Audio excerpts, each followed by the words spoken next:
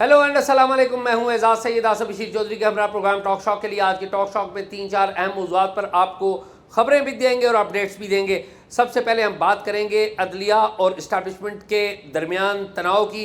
एक नया मोड़ आया है इस मामले में। ये क्या मामला हुआ है, पूरी full court Islamabad high court की लग गई। आसिफ बशीर इसके ऊपर हमें तफसीलात बताएंगे। दूसरे नंबर पर हम बात करेंगे अरशद शरीफ कत्ल केस के हवाले से। एक अहम फैसला हुआ है, लेकिन ये फैसला हुआ है कीनिया में। उस फैसले में क्या हुआ है उसके ऊपर बात करेंगे। इसकी नई जीतें हैं क्या, उसके ऊपर बात करेंगे। तीसरे नंबर पर हम बात करेंगे अमेरिका में पाकिस्तान के सफारतखाने के हवाले से। अमेरिका में पाकिस्तानी सफारतकारी कैसे हो रही है और अमेरिका में भारतीय सफारतकार वो किस तरीके से काम कर रहे हैं। थोड़ा सा मामूली सा एक कंपैरिजन देंगे। और सबसे आखिर पर बात करेंगे हम पूरे पाकिस्तान में मुहर्रम के मौका पर law enforcement agencies, civil armed forces जिसमें रेंजर्स भी है, पाक फ़ौज है, इनको तैनात करने का फ़ैसला किया गया है। ये क्या कहानी, और सबसे अहम ये कि सिविल आर्म्ड फोर्सेस बिलखुसूस रेंजर्स, पाकिस्तान रेंजर्स, इसकी क्या हालत ज़ार है, इसके एहलकारों की क्या हालत ज़ार है, उसके ऊपर बात करेंगे। आइए बातचीत का आगाज़ करते हैं। आसिफ, आप खैरियत से? शुक्र है अल्लाह का, ठीक ठाक अल्हम्दुलिल्लाह। आज तो मैं ड्राइव कर रहा था जिस वक्त वो मुझे पता लगा कि जस्टिस जहांगीरी उनके बारे में फुल कोर्ट लग गई है। आप तो कोर्ट में थे, तो मैं तो एक दफ़ा हिल गया। मैंने कोशिश की कि आपके पास पहुंच जाऊं ताकि मैं भी सुनूं, लेकिन मैं पहुंच नहीं सका। हुआ क्या, ये क्या मामला क्या है? एजाज़, आज का जो दिन था वो इस्लामाबाद हाई कोर्ट का एक इंतहाई तारीखी दिन था। लगभग 18 साल से ज़्यादा 20 साल होने को आए हैं इस्लामाबाद हाई कोर्ट कायम हुए हुए। बीच में फिर एक दफ़ा ख़त्म हो गई थी, फिर 18वीं तरमीम के बाद रिवाइव हुई। सारा पीरियड मिला है, 20 साल होने को आए हैं। तो आज इस लिहाज से तारीखी दिन था कि आपको याद है कि जुमे वाले दिन एक रेफरेंस फ़ाइल हुआ था जस्टिस तारिक महमूद जहांगीरी के ख़िलाफ़ सुप्रीम जुडिशल काउंसिल में। और उस रेफरेंस को फ़ाइल करने वाले बंदे का ये कहना था कि इनकी जो डिग्री है वो इनवैलिड है, नॉट फेक, जाली नहीं है, इनवैलिड है। ठीक है। उसके ऊपर आप देखें कि मीडिया के ऊपर भी, सोशल मीडिया के ऊपर भी उनकी वो जो भी होनी थी वो सारा कुछ हुआ कि जी फिर डिग्री फेक है तो ये बंदा कैसे जज हो गया, और ये वो बड़ा कुछ आपने पढ़ा होगा इसके ऊपर। तो आज पहला वर्किंग डे था, तो मैं वहाँ पे कोर्ट में था और तकरीबन 1 घंटे तक जजेस ने मीटिंग की। आज सुबह अदालतें नहीं लगाई। अच्छा आसिफ, 1 मिनट, इस बात से आगे बढ़ने से पहले ये जो रेफरेंस आया है इसके बारे में इम्प्रेशन ये है कि शायद ये इस्टेब्लिशमेंट का कोई बंदा है जिसने ये फाइल किया। क्या ये इम्प्रेशन ठीक है? देखें एजाज़, ये तो मैं उस बंदे के क्रेडेंशियल इतने डिटेल नहीं जानता कि मैं आपको बताऊं कि वो इस्टेब्लिशमेंट का है या एंटी इस्टेब्लिशमेंट है। लेकिन जो एक सफ़बंदी हुई है, जिस तरीके से ख़त लिखा था 6 जजेस ने, उन 6 जजेस में शामिल थे, तो अब इसको एक कंटेक्स्ट में देखा जा रहा है कि अच्छा इन्होंने ख़त लिखा है तो ये चीज़ हुई है। तो ये एक अमूमी तासुर है कि शायद उधर से कोई हरकत हुई होगी। खैर, आज जजेस ने सुबह पहले एक मीटिंग की और 1 घंटे तक वो नहीं आया। उसके बाद बेंचेस आए और वो केसेस थे। फिर जहांगीरी साहब की कोर्ट में वो केस भी था कि जो इस्लामाबाद की 3 नशिस्तों का मैटर है, जो इस्लामाबाद के 3 MNAs का जो 3 मामला हलके हैं उसमें री इलेक्शन का, और वो बड़ी एक अहम मोड़ पे है। आपको पता है कि इस बेंच के को इलेक्शन कमीशन, एक कानून बनाया गया और उस नए कानून के तहत इलेक्शन कमीशन ने इस इलेक्शन ट्रिब्यूनल को ख़त्म कर दिया जो जस्टिस जहांगीरी का था। और उसमें लिखा कि जज के, उन्होंने लिखा कि बाइस्ड है। तो फिर हाई कोर्ट के चीफ जस्टिस आमिर फारूक ने नोटिस लिया कि आप पहले साबित करेंगे जज बाइस्ड है, तो फिर तो जज ही नहीं रहना चाहिए अगर कोई बंदा बाइस्ड है तो उसके बाद आज दोबारा हियरिंग भी थी, फिर बीच में रेफरेंस आ गया। तो आज बड़ा एक गर्म दिन था इस लिहाज से। अच्छा। अब थोड़ी सी मैं बात आपको ये भी बता दूं, ये 3 नशिस्तें क्यों अहम है। नहीं मेरे ख्याल में उस तरफ ना जाए, पहले एजाज छोटी सी एक बात कर लूं। एक लाइन बोले, हम अपने टॉपिक से मैं उसी बड़ी पर्टिनेंट बात है ये है कि आपको पता है कि हुक्मरान इत्तेहाद की जो मखसूस नशिस्तें हैं ना, वो जो नहीं मिली सुन्नी इत्तेहाद काउंसिल को, तो उनको मिला के 226 बनती हैं और 224 चाहिए आपको 2/3 के लिए। इस्लामाबाद की 3 नशिस्तें अगर माइनस हो जाती हैं, एक मफरूज़े पे मैं बात कर रहा हूँ, तो 2/3 अक्सरियत फिर लूज़ हो जाती है। इसलिए इस केस को, इसकी बहुत सिग्निफिकेंस है। आज ये हुआ कि जब वो अदालतें लेट लगी तो उसके बाद जज साहब तो आए, तो उन्होंने तो रूटीन में बातचीत की जहांगीरी साहब ने, लेकिन उन्होंने आज जुर्माना कर दिया 2 लोगों को कि आपने फॉर्म 45 जमा क्यों नहीं कराए। तारिक फजल चौधरी को फ़ाइन कर दिया, वो बैरिस्टर अकील जो हैं उनको फ़ाइन कर दिया, और अंजुम वकील जो उन्होंने फार्म जमा करा दिए थे फार्म 40, और उन्होंने कहा कि इसकी डेली की समात होगी, और फिर उन्होंने कहा कि इसका एक्ट पढ़ें। मेरे पे ये एतराज़ किया जा रहा है कि मैं जल्दी समात कर रहा हूँ, यहाँ पे लिखा हुआ है कि डेली समात होगी, 180 डेज़ में होगी, हफ्ते से ज़्यादा एडजर्नमेंट नहीं, ये सारा रूल पड़ेंगे उनके सामने। तो उन्होंने कहा किसी पर इसके ऊपर एतराज़ है तो मुझे बताइए, तो कानून में लिखा हुआ है, तो मुझे बताएं इस पर किसी का कोई एतराज़ है। खैर, मैं वापस उसी टॉपिक पे आता हूँ जो जहांगीरी साहब। अब मैं थोड़ा सा आपको बैकग्राउंड में एक और चीज़ भी बताऊँ। जहांगीरी साहब अपॉइंट हुए थे बाबर सत्तार साहब के साथ, और ये आए थे, एक उस वक्त ये तासुर था कि अगर अतर मिनल्ला साहब बाबर सत्तार को ला रहे हैं तो फिर हमारा भी एक बंदा ले। ये अच्छी पोस्टों पे भी रहे हैं जहांगीरी साहब, यहाँ पे एडवोकेट जनरल रहे हैं, इसके एडिशनल अटॉर्नी जनरल रहे हैं, नैब प्रोसिक्यूटर रहे हैं, और नैब के प्रोसिक्यूटर उस वक्त रहे हैं जब उस वक्त सारा ओल्डी, तो ये गुड बुक्स में रहे हैं हमेशा। लेकिन न जाने क्या हुआ, क्या हालात हुए कि ये वही जज हैं कि इनके घर से कैमरे निकलने की खबर भी हमने दी थी। फिर अब इनके पास ये जो केस लगा हुआ ये भी बड़ा अहम है, और इसमें तासुर ये है, इन्हें चेंज करने की कोशिश भी की गई, और अब फिर ये रेफरेंस है, तो इसी रेफरेंस में चीज़ों को देखा जा रहा है। तो बाद में फिर हमें ज़राए ने बताया जी कि इसके ऊपर सुबह बड़ी ले दे हुई है। इस्लामाबाद हाई कोर्ट के जो 8 जजेज़ हैं एजाज़, उनमें से बाकी जजेस चीफ जस्टिस आमिर फ़ारूक से ना तो सलाम दुआ लेते हैं और ना टी ब्रेक पे उनके साथ बैठते हैं। अच्छा, ये एक ऐसी बात है कि जो एक बड़ी अनयूजुअल है। नॉर्मली ये होता है कि जब 11 बजे कोर्ट्स में ब्रेक आती है तो अपने चीफ के साथ जजेस जाके टी ब्रेक करते हैं और गपशप होती है, और वही एक दिन में एक मौका होता है जिसमें सारे जजेस इकट्ठे होते हैं। लेकिन इस्लामाबाद हाई कोर्ट के जो जजेस हैं वो अपने चीफ से ना सिर्फ ये कि टी ब्रेक में नहीं मिलते, बल्कि उनसे उनके टॉकिंग टर्म्स भी नहीं हैं, और वो अगर कोई बात करते हैं जिस तरह के आज गए थे तो वो इकट्ठे होके जाते हैं और वो अपना मुद्दा करते हैं और वापस आ जाते हैं। तो आमिर फ़ारूक साहब ने उन्हें यकीन दिलाया कि आज हम फुल कोर्ट करेंगे। मुझे तो ज़राए ने बताया था कि फुल कोर्ट इजलास होगा, लेटर फिर पता चला कि वो फुल कोर्ट बैठेगी और इस इशू को आज खुद नोटिस लेगी। और ये जो मैं आपको बता रहा हूँ ना, लगभग 20 साल होने वाले हैं, तो ये पहला मौका है कि आज खुद नोटिस लिया और फुल कोर्ट बैठा है। लेकिन उसमें तारिक महमूद जहांगीरी नहीं बैठे टेक्निकली, कि उनका मैटर है, तो वरना होता यही है कि जिस अदालत की तौहीन होती है वो भी होती है, वही तौहीन अदालत का। लेकिन इसमें सब जजेस ने कहा कि आप नहीं बैठेंगे, ये हम सुनेंगे, तो वो नहीं थे। और उसके अलावा ये तकरीबन लगभग 2 दहाइयाँ होने वाली इस हाई कोर्ट को, इसमें ये पहला मौका है कि फुल कोर्ट और सो मोटो नोटिस लिया, और जस्टिस आमिर फ़ारूक ने बहुत ज़्यादा उसमें इदारों को और हुकूमत को कहा कि आप लोगों ने इस पर कोई एक्शन नहीं लिया। एक इल्ज़ाम है, अभी उसको टेकअप भी नहीं किया गया, उस पर जज का दिफा भी, क्या आप जज भी ट्वीट करें कि मतलब कि मेरी डिग्री कैसी और कैसी नहीं है, तो इस पर बड़ा उन्होंने लताड़ा और नोटिस किए हैं।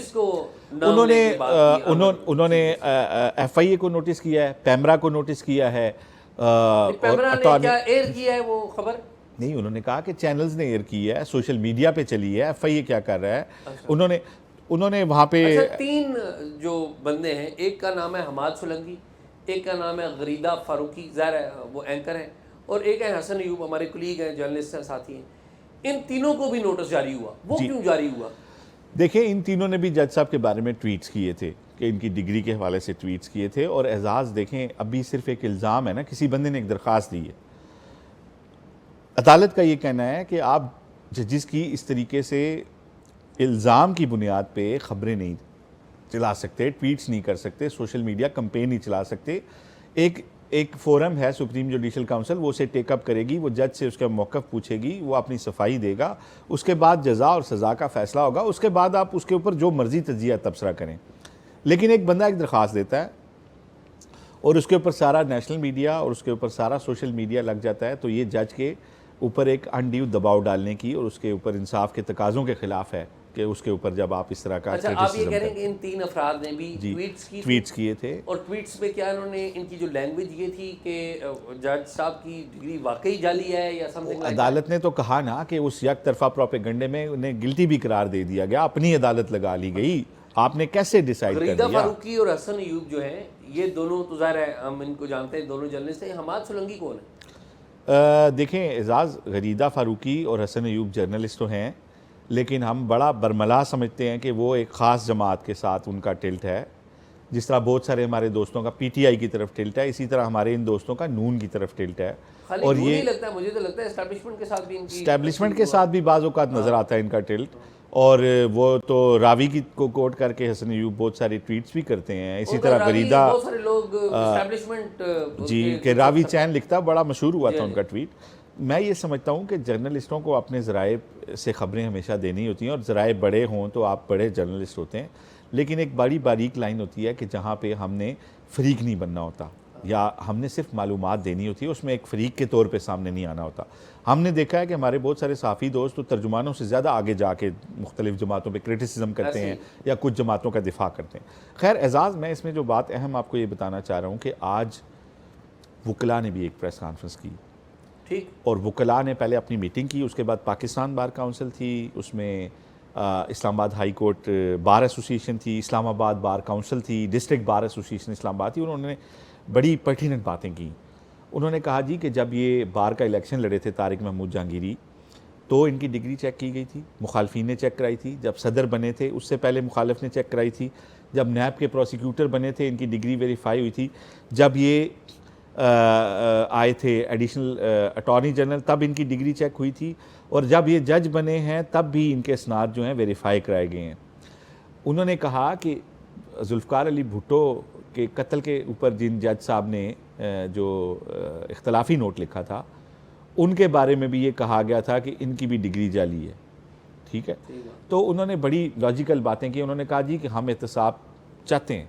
ये अच्छा, ये बात जस्टिस आमिर फ़ारूक ने भी की कि हम एहतसाब के कायल हैं और हम उससे फ़रार की बात नहीं करते, लेकिन सिर्फ इल्ज़ाम को इस हद तक उसका प्रचार करना कि वो हकीकत नज़र आए और अपनी अदालत लगा के उसे किसी को मुलजिम करार दे देना, और फिर ऐसे हालात में कि जब इन जजेस ने जब से ख़त लिखा है तो एक ख़ास फ्रेम में ने। अच्छा आसिफ, मैं चीज़ें आसान करते हुए बहुत गुंजलिक हो गई हैं ना चीज़ें, हम इस्लामाबाद की मुझे जो इम्प्रेशन लग रहा है, मैं तो देख रहा हूँ ना आपने चीज़ें कवर की, मुझे ये लग रहा है कि जो जजेस ने ख़त लिखा था हमारे काम में मुदाखलत हो रही है, उस मामले से ही आगे ये बात बढ़ी है, और ये जो अभी तनाज़ा है इसमें इस्टेब्लिशमेंट है या नहीं है, लेकिन ये तनाज़ा उसी तरफ चला गया है, ये इस्टेब्लिशमेंट की तरफ ही चला जी, गया है। इसमें देखें एजाज़, आपको पता ही यहाँ पे जजेस की मालूमात लेना कोई इतना आसान काम नहीं है। ठीक है, ठीक बात। और मैं अगर आपको ये बताऊं कि मैंने आर्टिकल 209 का जो ट्रायल देखा है ना, उसमें शायद मैं कहूँ कि इल्ज़ामात किसी एक में भी गलत नहीं थे, तो मैं गलत नहीं हूँगा, लेकिन देखा ये जाता है कि क्या ये किसी बदनीति के तहत लगाए जा रहे हैं, अब मकसद क्या है? मकसद क्या है और किस किस हालात में लगे। देखें, काजी फाइज ईसा साहब की जो प्रॉपर्टीज़ थी, उनकी बेगम ने, वो इल गाटन मनी नहीं थी उनकी, उन्होंने हक हलाल की कमाई से, लेकिन वो शो नहीं, एक टेक्निकल इशू था। लेकिन फैज़ाबाद धरने के फैसले के बाद जब ये चीज़ आई तो उस पर वकील भी खड़े हो गए और उनके साथी जजेस भी, कि नहीं आप ऐसे नहीं कर सकते। ठीक है, फिर जब एसेट रिकवरी यूनिट का उन्होंने रिकॉर्ड निकलवाया तो 3 बजे नोटिफिकेशन हुआ पीएम हाउस से, और 3:05 पे एक तहकीकाती साफ़ी सो कॉल्ड जो टाउट था किसी एजेंसी का, वो वहाँ पे जाके कहता है जी कि ये आप एसेट रिकवरी यूनिट को जाके जज के ख़िलाफ़ वो पेपर देता है, और अभी TOR नहीं बने और 3:15 पे फाइज ईसा के ख़िलाफ़ इंक्वायरी मार्क होगी, तो इस्टेब्लिश हो गया कि मेलाफाइडी है। अच्छा, उन्होंने पूछा इससे पहले इसके बाद कोई इंक्वायरी, उनका नहीं। तो इसी तरह एजाज़, अब जो ये डिग्री का मामला आया कि जी इनवैलिड है, अब ये देखना होगा इनवैलिड किन ग्राउंड्स पे वो कह रही है अब अगली यूनिवर्सिटी डेट क्या। कब है? लेकिन एजाज़, इसमें आखिरी बात ये कि वकील और सारी इस्लामाबाद हाई कोर्ट इस इकट्ठे हो वक्त गए। इकट्ठे हैं, और वो ये कह रहे हैं कि ये जहांगीरी साहब का मैटर नहीं है, ये मैटर है इंडिपेंडेंस ऑफ जुडिशरी का।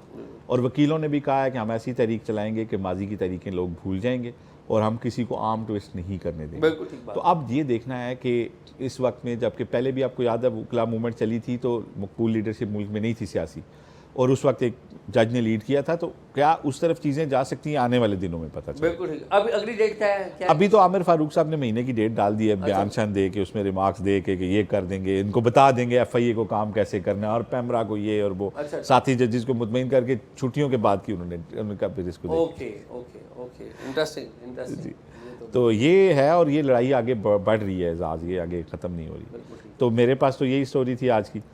मेरे पास आसिफ ख़बरें तो 2-3 हैं, लेकिन मैं ना एक अहम मामला है जिसके ऊपर मैं तवज्जो दिलाना चाहता हूँ अरबाब इख्तियार की। आपको पता है कि पूरे मुल्क में वज़ारत दाखिला ने एक नोटिफिकेशन जारी किया है पूरे मुल्क में फ़ौज और सिविल आर्म्ड फोर्सेस की तैनाती का।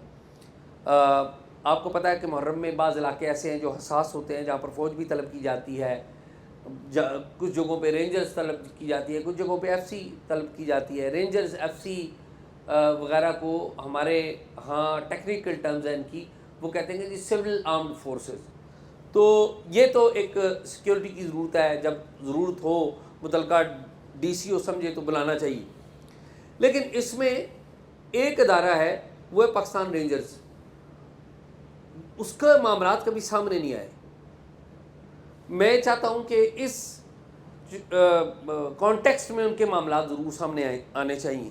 और वो वहाँ पे बहुत बुरी हालत है। आसिफ, आपको आइडिया होगा कि रेंजर्स के सरबरा फ़ौज के हाज़र सर्विस मेजर जनरल होते हैं, वहाँ पर जो अफसरान हैं वो फ़ौज से आते हैं, लेकिन इनका अपना एक कैडर भी है। रेंजर्स के जो जवान हैं सिविलियन साइड से भी आते हैं, जो कि एक्चुअली जो भर्ती रेंजर्स में होते हैं, जवान उस सिविलियन साइड से ही आते हैं। सिर्फ कमांड इसकी जो है, कमांड जो है वो आर्मी से अच्छा, और आती जो है। बैकग्राउंड है ना आसिफ, वो बैकग्राउंड बड़ा दिलचस्प है कि 1959 में रेंजर्स एक ऑर्डिनेंस के तहत बनी थी अयूब खान साहब के दौर में। और उस कानून में ये लिखा गया था, ऑर्डिनेंस में लिखा गया था कि पहले 5 साल तरबियत के लिए जो फ़ौज है वो उसकी कमांड करेगी, और उसके बाद जो है वो वापस ये सिविलियंस के पास चली जाएगी। अच्छा, और ये रेंजर्स क्यों बनी थी? भारत की है बॉर्डर सिक्योरिटी फोर्स, BSF, ये उसके कॉन्टेक्स्ट में बनी थी कि BSF के मुकाबले में ये बेसिकली एक बॉर्डर फोर्स थी। रेंजर्स भारत की BSF के मुकाबले में बॉर्डर फोर्स थी। लेकिन वक्त गुजरा तो जो वो 5 साल हैं वो पूरे नहीं हुए, आज तक जारी हैं, 76-78 साल हो गए, ठीक है, अभी तक वो है। लेकिन जो वहाँ पर आम आदमी है ना, वहाँ पर जो बाकी जो रेंजर्स के, एक तो फ़ौजी अफसरान का स्टाफ है, एक दूसरा स्टाफ है रेंजर्स का जो ओरिजिनल स्टाफ है। फ़ौजी अफसरान तो आते हैं डेपुटेशन पे, 3 साल नौकरी की, 4 साल की। तो वो जो ओरिजिनल स्टाफ है वो आसिफ, उसके बहुत बुरे हालात ये हैं। आप अंदाज़ा करें कि रेंजर्स के जो अफसरान हैं उनको रेलवे का और एयर टिकट जो है उसके पास बनते हैं उनके, वो 50 to 80% तकरीबन, या जो भी कंसेशन होती है वो उनको डिस्काउंट होती है। लेकिन वो जो छोटा एहलकार है ना, जो एक्चुअली ड्यूटी दे रहा है ग्राउंड के ऊपर खड़ा होकर, उनको ये फैसिलिटी कोई नहीं है। अब देखें कितनी बड़ी। फिर जो सीनियर अफसरान हैं जो उधर से आए हैं, उनकी तनख्वाह कुछ हो रहा है और इन बेचारों की तनख्वाह कुछ हो रहा है। यानी कि बहुत ज़मीन आसमान का फ़र्क है, अकामोडेशन का फ़र्क है। और फिर यानी मैं भी यही समझता था कि ये जो रेंजर्स वाले ये सारे फौजी हैं, इनको भी प्लॉट स्लॉट DHA में मिलते होंगे, लेकिन ऐसा नहीं है।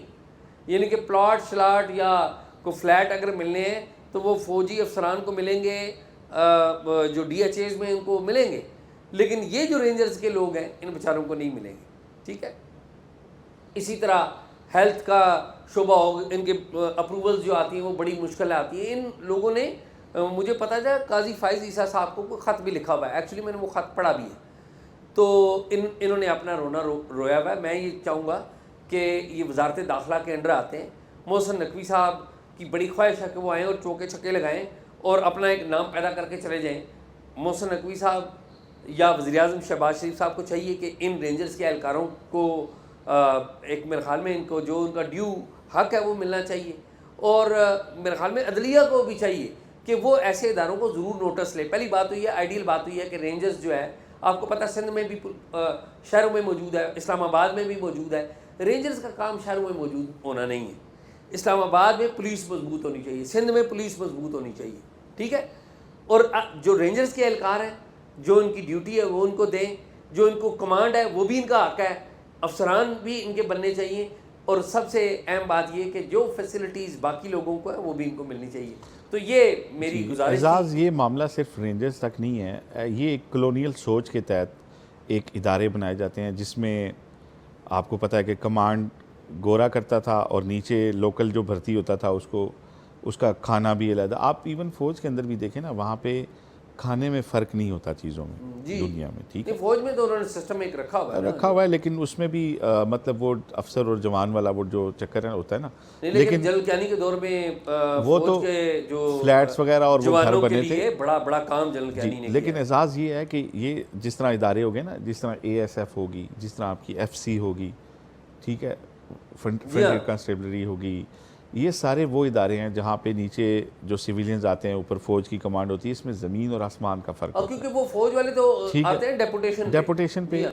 और उनका तो वो शायद इधर एक इजाफी जॉब होता है। हाल है, ये रिकॉर्ड का ऐसा है कि रेंजर्स के जो डीजी हैं वो वज़ीर दाखिला की भी बात नहीं सुनते। यहाँ पर मैंने तो आपको पता है मैं करता आया हूँ 2004 से वजारत दाखिला करता आया हूँ।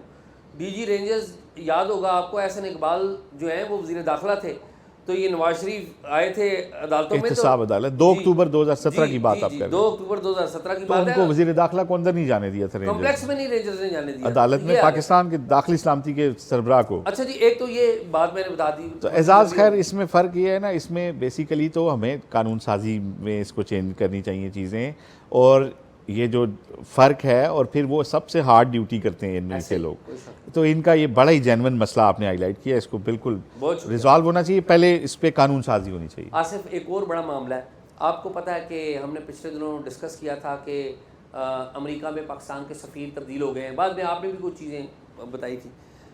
अमेरिका में खाली पाकिस्तान के सफ़ीर ही तब्दील हुए, जो उनका नंबर 2 है, पॉलिटिकल काउंसलर वगैरह वो भी तब्दील हो गए हैं, और वहाँ पर कुछ और स्टाफ के लोग भी हैं, हमारे डिफेंस के अटैची वो तो वहाँ पर मौजूद है, लेकिन डिफेंस से रिलेटेड कुछ और लोग भी हैं जिनको तब्दील किया गया है।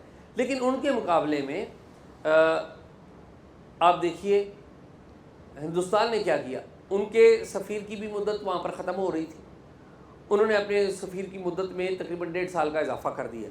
अच्छा, मैं किसी से पूछा कि यार ये क्या हुआ है, उन्होंने कहा जी वो इसलिए उन्होंने किया है, ये मैं किसी पाकिस्तानी स्टाफ से पूछ रहा हूँ जो ज़ाहिर अमेरिका में है, पाकिस्तानी एक खैरखा है जो ख़ुद स्टाफ नहीं है, लेकिन उसने मुझे इतला दी, जो कि सारी इन चीज़ों को पाकिस्तान के हक़ के लिए बड़ी लॉबिंग करता है वो बंदा, उसने बताया, और बाद में मेरी एम्बेसी वालों से भी बात हुई, तो उसने बताया कि यार बात यह है कि ये इलेक्शन साल है, नवंबर में इलेक्शन होने जा रहे हैं, अभी इलेक्शन कैंपेन है, तो जो लोग पहले से मौजूद थे उन्होंने पाकिस्तान को कनेक्ट कर रहे हैं, अपनी नेटवर्किंग है, उनकी वो ताल्लुकात हैं। जो नए बंदे आएंगे, मिसाल के तौर पे रिजवान साहब आए हैं, रिजवान सईद साहब नए सफ़ीर हैं, जो कि बड़े अच्छे और गुड डिसीजन कि आपने कैरियर डिप्लोमेट लगाया। मसूद साहब ज़ाहिर कैरियर डिप्लोमेट नहीं है इन मैनी वेज, लेकिन उनको रहने देते ताकि वो कनेक्ट करवा जाते, सेम टू यानी कि उधर से लेकर नीचे तक बाकी स्टाफ के लोगों तक। तो मेरा ये ख्याल है कि वज़ीर ख़जाना जो इसहाक़ डार साहब हैं, इनको भी को ध्यान करना चाहिए कि ये बड़ी अहम चीज़ें हैं, और अगर इस्टेब्लिशमेंट इसके पीछे है, कोई तब्दीली के पीछे, तो मेरे ख्याल में इन चीज़ों को बदलना चाहिए। वज़ीर ख़ारजा जी, वो मेरे ज़हन में वज़ीर ख़जाना ही रहते हैं, वो हम भी ख़जाना ही के हैं, वो भी खुद को ख़जाना ही समझते हैं, और हम भी उनको वज़ीर ख़जाना ही समझते रहते हैं। तो एजाज़ ये देखें ना, अब ये तो फ़ैसला लेने वालों को भी सोचना चाहिए था कि कैसे वक्त में जहाँ पे पाकिस्तानी मफाद के लिए कोई इम्पॉर्टेंट डिप्लोमेसी के लिए हमें फ़ाल बंदों को निकालना है, तो उसकी टाइमलाइन क्या होगी, और फिर यकमुश्त सारे बंदे निकाल रहे हैं, तो इसका मतलब है कुछ ऐसी मालूमात थी कि उनको सबको ही निकाल दिया, इतनी नाराज़गी है, इतना गुस्सा। नहीं आसिफ, वो मालूमात नहीं थी, वो मुझे पता ये चला कि उनका टेन्योर पूरा हुआ है, नहीं एक्चुअली उनका टेन्योर पूरा। अच्छा, अगर मालूमात होती ना, मैं आपकी बात, अगर मालूमात होती, वो आपके पास जो मालूमात है वो अपनी जगह बिल्कुल दुरुस्त है, मैं उनको चैलेंज नहीं कर रहा, लेकिन जो मसूद साहब है, मैं उनकी बात नहीं कर रहा, मैं नीचे के जो लोग हैं, मिसाल के तौर पे उनके नंबर 2 हैं, उनको फुल सफ़ीर बनाकर एक और मुल्क में लगा दिया गया, एक बात कर रहा हूँ, तो वो आपकी मालूमात बिल्कुल ठीक है, आई एग्री विद यू, लेकिन कुछ ऐसे लोग भी हैं जिनका जो उसमें फॉल नहीं करते, उनका टेन्योर पूरा हुआ, ठीक है, तो वो ये है। लेकिन आसिफ, एक अहम बात है जो मेरे और आपके बड़े करीब है, वो है अरशद शरीफ कत्ल केस में आज कीनिया की अदालत ने फैसला किया है। लंबी बात नहीं करूँगा, छोटी सी बात करूँगा कि उनकी जो एहलिया हैं, उन्होंने भी एक बयान जारी किया, उन्होंने कहा जी अरशद शरीफ को कीनिया में इंसाफ मिल गया है, पाकिस्तान में नहीं मिला, ना कीनिया में मिला ना पाकिस्तान में मिला, मैं ये कहूँ कीनिया में भी नहीं मिला। क्यों? एक तो ये है कि कीनिया की अदालत ने मान लिया है कि आपको याद हो कि अक्टूबर 2022 में जब अरशद शरीफ को वहाँ पर कत्ल किया गया था, तो कहा गया था कि ये एक मिस्टेकन आइडेंटिटी का केस था, पुलिस ने यानी कि कीनिया की पुलिस ने गलती से फायर कर दिया। क्यों फायर कर दिया? उन्होंने कहा कि जी हम एक बच्चा अगवा हुआ था, उसके अगवाकारों को ढूंढ रहे थे, तो इसलिए हम ये समझे कि शायद ये है, रात का वक्त था तो हमने फायर कर दिया। अदालत ने वहाँ पर माना कि ये मिस्टेकन आइडेंटिटी का केस नहीं है। 2 करोड़ 17 लाख रुपए उनको कहा गया कि वो फैमिली को देंगे, वो तो दे देंगे, लेकिन एक दरवाज़ा खुल गया, पेंडोरा बॉक्स खुल गया है। वो पेंडोरा बॉक्स ये है कि वो मिस्टेकन आइडेंटिटी का केस नहीं है, तो इसका मतलब है कॉन्स्पिरेसी है, साबित हो गया है। और उस कॉन्स्पिरेसी को क्रैबरेट क्या करता है, आपको पता है, उमर शाहिद अहमद एक पुलिस ऑफिसर है, फिक्शन फुक्शन लिखते रहते हैं, लगता है आजकल ज़्यादा ध्यान उनका फिक्शन की तरफ ही है, लेकिन अच्छे पुलिस ऑफिसर। उन्होंने और डॉक्टर अतर वहीद और एक दो और ऑफिसर्स थे, ये गए थे कीनिया में फैक्ट फाइंडिंग मिशन के तौर पे। और फिर आसिफ, मैं इसी टॉक शॉक में हमने ब्रेक की थी उनकी फैक्ट फाइंडिंग रिपोर्ट। उस फैक्ट फाइंडिंग रिपोर्ट में भी कुछ बहुत बड़े बड़े सवाल हैं। अदालत ने प्रूव कर दिया कीनिया में, यहाँ पर भी सवालात वो उठाए गए थे। साबित ये होता है कि ये जो कत्ल है ये कोई ऐसे ही कत्ल नहीं है कि किसी ने गलती से कर दिया, ये कोई ना कोई चक्कर है। आज तो ये साबित हो गया। तो मैं ये कहूँगा कि पूरी जो जर्नलिस्ट कम्युनिटी है उनको इस पर ज़ोर देना चाहिए, और हमारी जो बॉडीज़ हैं लोकल भी और इंटरनेशनल भी, उनको भी चाहिए कि अरशद शरीफ कत्ल केस के ऊपर थारो इन्वेस्टिगेशन होनी चाहिए, और वो जो फैक्ट फाइंडिंग रिपोर्ट है उसको इग्नोर नहीं करना चाहिए। और ख़ास बात ये है कि वो जो फैक्ट फाइंडिंग रिपोर्ट FIA ने दी थी, ये IB के अफसर थे उमर शाहिद उस वक्त, उसके बाद उमर शाहिद को सस्पेंड कर दिया गया, OSD officer on special duty, यानी घर पे बैठे। और मेरी इतलात के मुताबिक अभी तक उमर शाहिद OSD ही है। वो क्यों किया गया ये भी देखना चाहिए, और मेरे ख्याल में ये बात भी इस तहकीकात का हिस्सा होनी चाहिए कि एक रिपोर्ट जब उमर शाहिद ने दी सुप्रीम कोर्ट में, वो उसके बाद आपने उसको OSD बना दिया। क्यों बना दिया? इसलिए बना दिया क्योंकि वहाँ पर इन्होंने हमारे बाज़ खुफिया अदारों के बाद सीनियर अफसरों का नाम भी लिखा हुआ है। सवाल लिखे हुए इन्होंने नहीं कहा कि उन्होंने किया, लेकिन अहम सवाल है। तो मेरे ख्याल में ये बड़ी ज़्यादती है। हम सबको इसकी जो तफ्तीश है, तहकीकात पर जोर लगाना चाहिए। क्रिमिनल इन्वेस्टिगेशन, कमीशन नहीं, हम कमीशन बनाते हैं और गायब हो जाए, कमीशन नहीं, क्रिमिनल इन्वेस्टिगेशन। मेरे ख्याल में बड़ा लंबा प्रोग्राम कर रही है। एजाज़ बाकी तो सही है, मैं इसमें छोटी सी एक चीज़ ऐड करूँगा। किसी भी इंसान को कत्ल करने की इजाज़त तो नहीं दी जा सकती। अब जबकि इस्टेब्लिश हुआ है कि कॉन्स्पिरेसी थी, तो वो बातें ज़्यादा दुरुस्त लगना शुरू हो गई हैं जो पहले दिन से की जा रही थी कि शायद इन्हें कत्ल करवाया गया है, जानबूझ के मरवाया गया है। तो एजाज़, इस बात पे कोई दूसरी राय नहीं हो सकती कि एक इंसान का कत्ल सारी इंसानियत का कत्ल है, और किसी सहाफ़ी को किसी भी तरह के उसके व्यूज़ को कत्ल करने की तो कोई वो गुंजाइश नहीं किसी भी हालात में बनती। और यहीं पे एक दूसरा सवाल भी आता है कि हमारे जर्नलिस्टों को भी किसी भी ताकतवर हल्के से, किसी इदारे से, किसी सियासतदान से उसका माउथ पीस नहीं बनना चाहिए। और एक तरफा जर्नलिज्म में आप हाथियों की लड़ाई में आपको फरीक नहीं होना चाहिए, उसमें नुकसान आपका होता है। तो आसिफ जी, यही है फिलहाल आज के प्रोग्राम में। बहुत लंबी बात होगी, बार बार वो इशारा कर रहे हैं, टाइम हो गया, तो इंशाल्लाह इजाज़त दीजिए। प्रोग्राम के बारे में कमेंट बॉक्स में ज़रूर कमेंट कीजिए, और अपने अगर आपको मालूमात देंगे तो talkshop777@gmail पे दीजिए। अल्लाह हाफ़िज़।